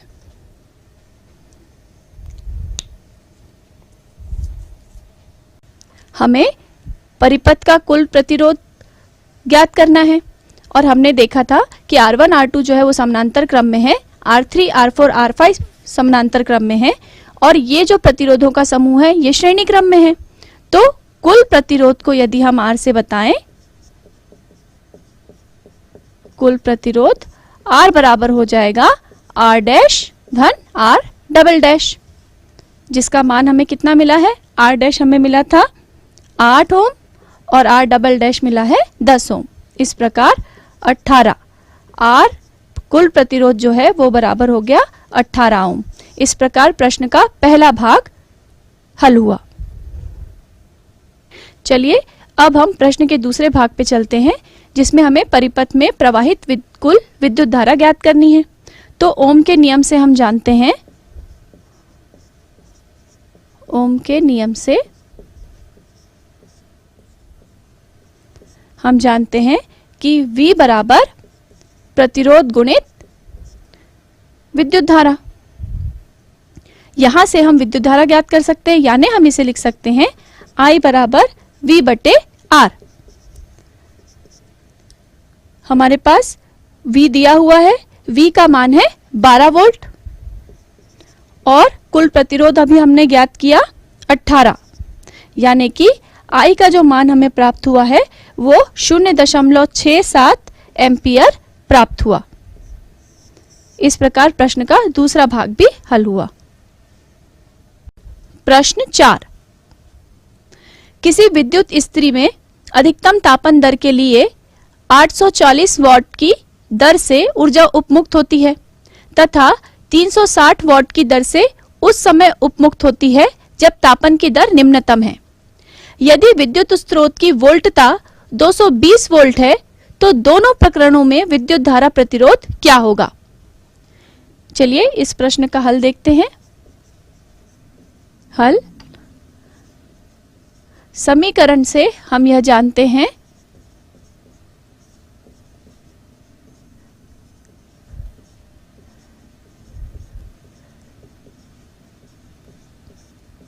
कि निवेशी शक्ति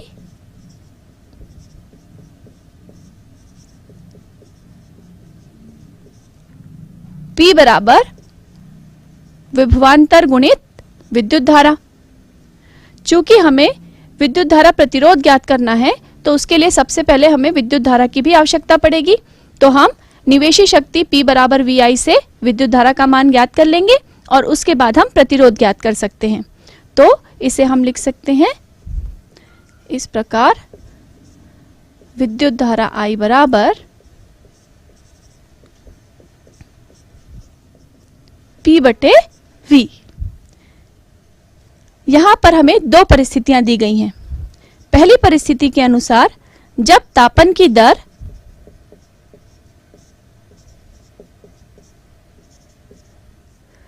अधिकतम है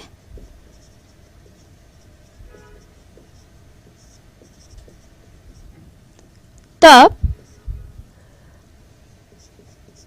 P का जो मान है वो है 840 वाट और वोल्ट जो है विभवांतर हम कहेंगे वो है 220। तो इसे हल करने पर हमें कितना मिलेगा, I का जो मान हमें मिलेगा वो होगा 3.82 एम्पियर। इसी प्रकार दूसरी परिस्थिति नहीं। चलिए अब इस विद्युत धारा का प्रयोग करके हम प्रतिरोध ज्ञात करते हैं। तो अब हम कहेंगे विद्युत इस्त्री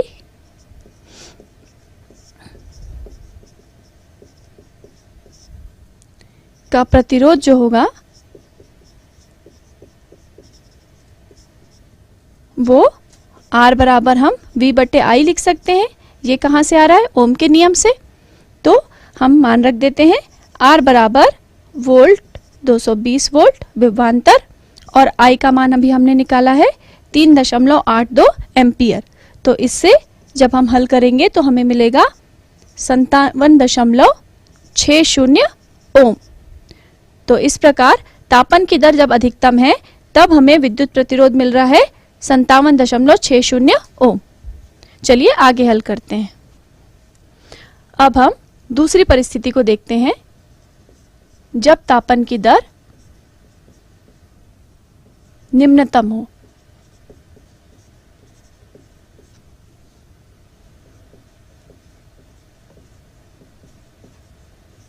तब विद्युत धारा I बराबर P का मान रखेंगे। तो निम्नतम दर में जो विद्युत धारा के लिए P का मान है वो है 360 वॉट और विभवांतर है 220 वोल्ट। इस प्रकार हमें I का मान प्राप्त हुआ 1.64 एम्पियर। इसकी सहायता से पुनः हम प्रतिरोध ज्ञात कर सकते हैं। तो फिर से ओम के नियम से हम लिखेंगे, ओम के नियम से